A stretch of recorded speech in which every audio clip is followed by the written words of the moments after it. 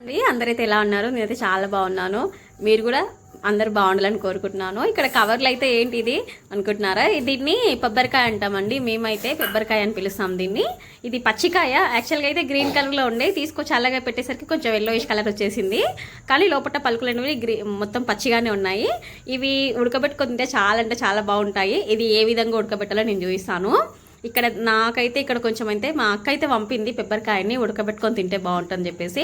ఇక్కడ బొగాన్లు అయితే పెట్టుకొని ఫస్ట్ అయితే వాష్ చేసుకున్నానండి. ఎందుకంటే మందులు కూడా ఏమైనా కొడతారు కదా, ఏదైనా మందులు కూడా ఉండొచ్చు. అందుకే కొంచెం వాష్ చేసుకొని కొద్దిగా వాటర్ అయితే వేసుకొని కొద్దిగా అయితే సాల్ట్ అయితే వేసుకోవాలండి. ఇక్కడ చూడండి, నేను రాళ్ళు ఉప్పు అయితే వేసుకుంటున్నాను. తగినంత ఉప్పు అయితే వేసుకుంటున్నాను. మరీ ఎక్కువగా అయితే వేసుకోకండి. కొంచెం మీకు తగినంతగా మీకు అందాజతో కొద్దిగా అయితే సాల్ట్ అయితే వేసుకొని ఒక 30 నిమిషాలు అలా ఉడకబెట్టుకుంటే ఇక్కడ పెబ్బరికాయ అయితే రెడీ అయిపోయింది. ఉడికింది చూడండి, ఇక్కడ ఉడికిపోయింది. చాలా అంటే చాలా బాగుంటుంది.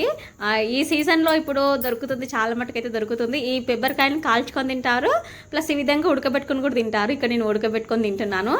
భలే ఉంటుందండి, నాకైతే చాలా ఇష్టము. ఇక్కడ చూడండి ఎంత బాగా ఉడకాయో పలుకులు కూడా.